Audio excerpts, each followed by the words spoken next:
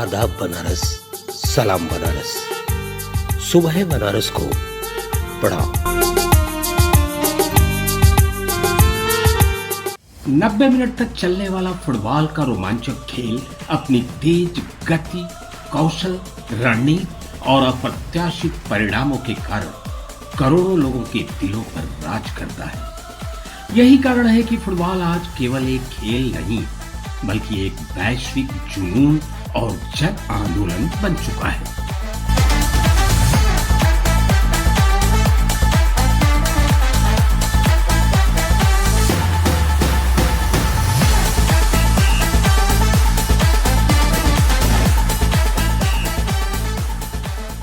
वाराणसी के CEAT college गहनी परिसर में 24 मई से 7 जून तक आयोजित ग्रीष्मकालीन फुटबॉल प्रशिक्षण शिविर ने इसी जुनून को नई दिशा देने का कार्य किया।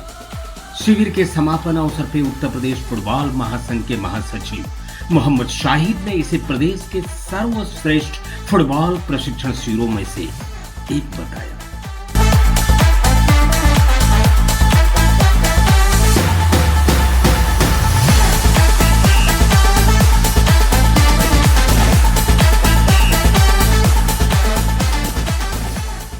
इस सफलता के पीछे महाविद्यालय के उप प्रबंधक नवीन सिंह द्वारा उपलब्ध कराई गई उत्कृष्ट व्यवस्थाएं, यूपीएससी के सचिव सत्येंद्र बहादुर सिंह का कुशल प्रबंधन तथा technical director doctor major Arvind Kumar Singh का अनुकरणीय अनुशासन प्रमुख आधार रहे।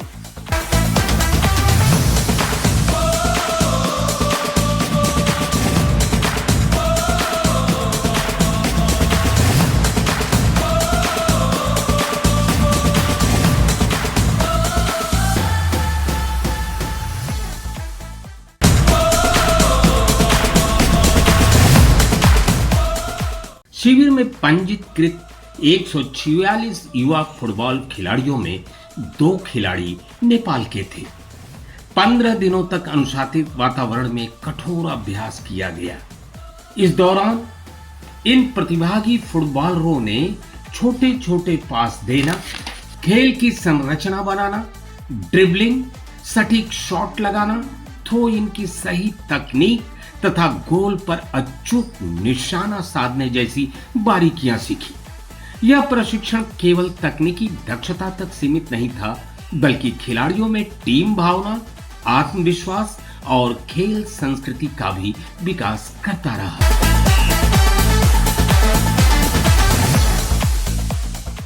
सबसे पहले तो एक्चुअली जो फुटबॉलर्स यहाँ पे हैं वो लेट स्टार्ट करते हैं फुटबॉल, तो उनको अगर टाइमली स्टार्ट कराना है तो सबसे बेस्ट उनका जो बेस है वो स्कूल है, क्योंकि स्कूल में जो एज एक छोटे एज के बच्चे होते हैं वो स्कूल में ही आते हैं। तो स्कूल से हम फुटबॉल अगर स्टार्ट करें तो वो ज़्यादा बेटर होगा हमारे लिए और फुटबॉल के लिए।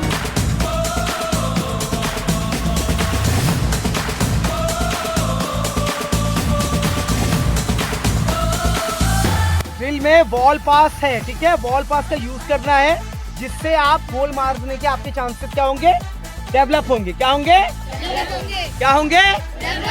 हाँ, इससे पहले मैंने जो ड्रिल कराई थी वो क्या थी? मूवमेंट। क्या था? मूवमेंट। ये क्या ड्रिल है? ये कौन सी ड्रिल है? Ball pass.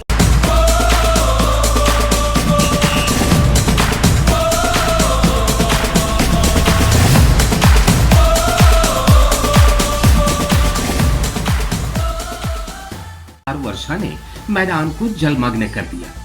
सामान्यतः ऐसी स्थिति में प्रशिक्षण कक्षाओं तक सीमित हो जाता है, किंतु वरिष्ठ प्रशिक्षक साकेत सिंह ने अपनी रचनात्मक सोच का परिचय देते हुए खिलाड़ियों को मैदान में उतारा और फुटबॉल के स्थान पर रग्बी खेलने का निर्णय लिया। पानी से भरे मैदान में खिलाड़ियों के हाथों में गेंद और चेहरे पे उत्साह का दृश्य अत्यंत रोमांचक और अविस्मरणीय था।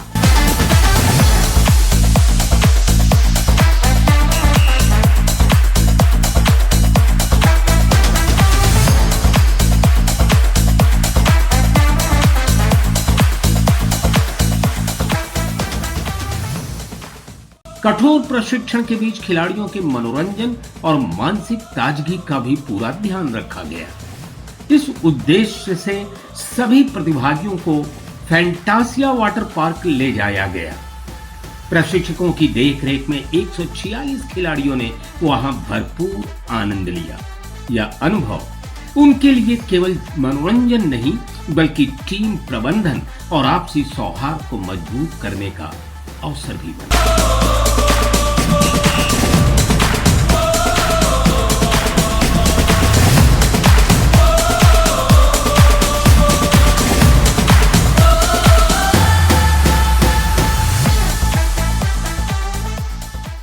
सत्येंद्र बहादुर सिंह जी, आपने सीएट कॉलेज को अपनी कर्मभूमि बनाया फुटबॉल के लिए, और अगर कम शब्दों में मैं आपसे बात करूं कि इस ग्राउंड की उपलब्धि आपकी अभी तक की क्या है, तो क्या बताएंगे आप? पहले तो जो दोनों शख्स हमारे दाहिने बाएं खड़े हैं, हाँ हाँ, इन्होंने जो है संतोष ट्रॉफी को रिप्रेजेंट किया है। हाँ हाँ, नित्य और ये आयुष, हाँ हाँ, दो लोग जो संतोष ट्रॉफी के लिए जो है रिप्रेजेंट कर चुके हैं। तो सबसे बड़ी उपलब्धि है उत्तर प्रदेश में इन्होंने जो है उसको कर दिखाया। बाकी जूनियर लेवल पे तमाम बच्चे जो है मतलब परफॉर्म कर रहे हैं। अंडर 20 में, अंडर 14 में ये बच्चे यूपी के लिए खेल रहे हैं। पहली बार आदित्य आपको संतोष ट्रॉफी खेलने का मौका मिला। जी सर। पहली फीलिंग क्या थी आपकी? बहुत बढ़िया फीलिंग थी सर। उस लेवल पे परफॉर्म करना, उस लेवल के लिए ट्रेन करना, यहाँ से बहुत डिफरेंट था। वहाँ पे ट्रेनिंग करना और प्रैक्टिस करना और अच्छे कोचेस के अंडर काम करना काफ़ी अच्छा एक्सपीरियंस था सर। और उस उपलब्धि को प्राप्त करने के बाद सबसे पहले कौन आया आपके जहन में, दिमाग में?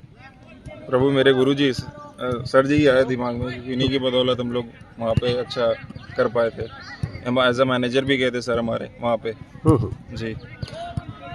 आयुष, आपने संतोष ट्रॉफी खेला, यहाँ लगातार प्रैक्टिस करते रहे, और जब एकाएक संतोष ट्रॉफी में किसी स्टेट के खिलाफ आपको मैच खेलने का मौका मिला, कितना फर्क पाया आपने प्रैक्टिस और मैच में? सर प्रैक्टिस और मैच में काफ़ी ज़मीन आसमान का फ़र्क है। पहले तो प्रैक्टिस में आपके पास प्रेशर नहीं रहता है, मैच में उस लेवल पे संतोष ट्रॉफी में खेलना इतना बड़ा लेवल है सर, प्लेटफॉर्म है। वहाँ पे खेलने से पहले सर पैर कांपते हैं सबके।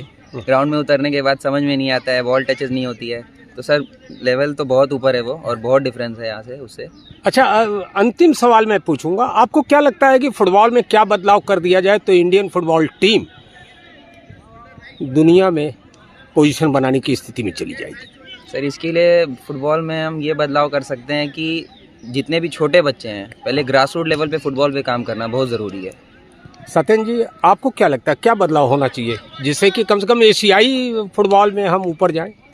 इंफ्रास्ट्रक्चर, हाँ, इंफ्रास्ट्रक्चर का हमारे यहाँ अभाव है बहुत। हाँ, उसके बाद अच्छे कोचेस, इसका भी हमारे यहाँ अभाव है। और ग्रास रूट पे काम नहीं हो, ज़्यादा से ज़्यादा एकेडमियाँ यहाँ खुली पूरे, मतलब हम यूपी की ही बात कर सकते हैं, हिंदुस्तान लेवल पे और अच्छी एकेडमियाँ हैं, लेकिन यहाँ पे ज़्यादा से ज़्यादा एकेडमियाँ खुले इसलिए क्योंकि यूपी में बहुत टैलेंट है। तो मैं चाहूँगा ये चीज़।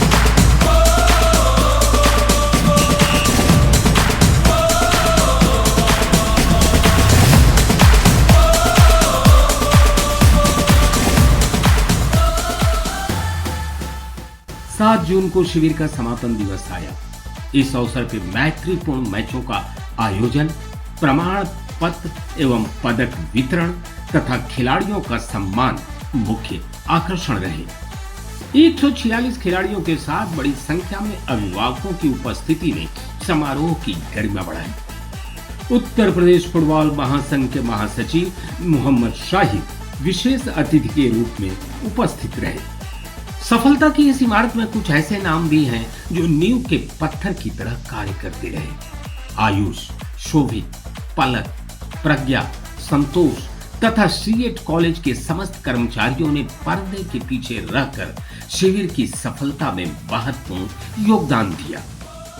अब सभी खिलाड़ियों, अभिभावकों और फुटबॉल प्रेमियों की निगाहें अगले वर्ष आयोजित होने वाले शिविर पर टिकी है, इस उम्मीद के साथ कि यूपीएससी एवं सीएट कॉलेज वाराणसी एक बार फिर इससे भी अधिक उत्कृष्ट और यादगार प्रशिक्षण शिविर फुटबॉल प्रतिभागियों के लिए लेकर आएगा।